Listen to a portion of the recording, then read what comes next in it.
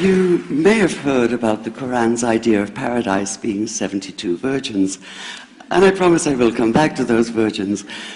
But in fact, here in the Northwest, we're living very close to the real Quranic idea of paradise, defined 36 times as gardens watered by running streams. Since I live in a houseboat on the running stream of Lake Union, this makes perfect sense to me. But the thing is, how come it's news to most people? I know many well-intentioned non-Muslims who've begun reading the Quran but given up, disconcerted by its otherness. The historian Thomas Carlyle considered Muhammad one of the world's greatest heroes, yet even he called the Quran as toilsome reading as I ever undertook, a wearisome, confused jumble. Part of the problem, I think, is that we imagine that the Quran can be read as we usually read a book, as though we can curl up with it on a rainy afternoon with a bowl of popcorn within reach, as though God, and the Quran is entirely in the voice of God speaking to Muhammad, were just another author on the bestseller list. Yet the fact that so few people do actually read the Quran is precisely why it's so easy to quote. That is, to misquote. Phrases and snippets taken out of context in what I call the highlighter version, which is the one favored by both Muslim fundamentalists and anti-Muslim Islamophobes. So this past spring, as I was gearing up to begin writing a biography of Muhammad, I realized I needed to read the Quran properly as I could, that is. My Arabic's reduced by now to wielding a dictionary, so I took 4 well-known translations and decided to read them side by side, verse by verse, along with a transliteration and the original 7th century Arabic. Now, I did have an advantage. My last book was about the story behind the Shia-Sunni split, and for that I'd worked closely with the earliest Islamic histories, so I knew the events to which the Quran constantly refers, its frame of reference. I knew enough, that is, to know that I'd be a tourist in the Quran, an informed one, an experienced one even, but still an outsider, an agnostic Jew reading someone else's holy book. So I read slowly. I'd set aside 3 weeks for this project, and that, I think, is what is meant by hubris, because it turned out to be 3 months. I did resist the temptation to skip to the back where the shorter, more clearly mystical chapters are, but every time I thought I was beginning to get a handle on the Quran, that feeling of, I get it now, it'd slip away overnight, and I'd come back in the morning wondering if I wasn't lost in a strange land. And yet the terrain was very familiar.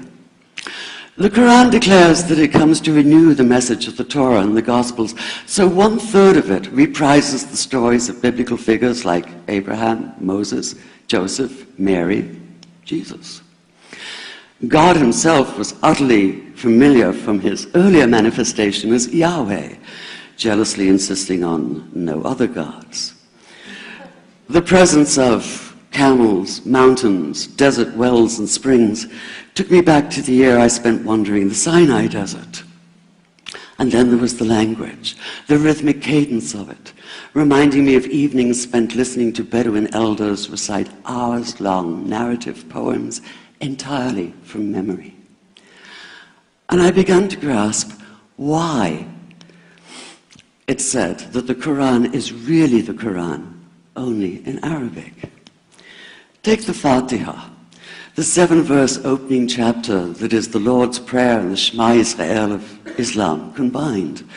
It's just 29 words in Arabic, but anywhere from 65 to 72 in translation. And yet the more you add, the more seems to go missing. The Arabic has an incantatory, almost hypnotic quality that begs to be heard rather than read, felt more than analyzed. It wants to be chanted out loud, to sound its music in the ear and on the tongue. So the Quran in English is a kind of shadow of itself, or as Arthur Arbery called his version, an interpretation. But all is not lost in translation. As the Quran promises, patience is rewarded, and there are many surprises. A degree of environmental awareness, for instance, and of humans as mere stewards of God's creation, unmatched in the Bible.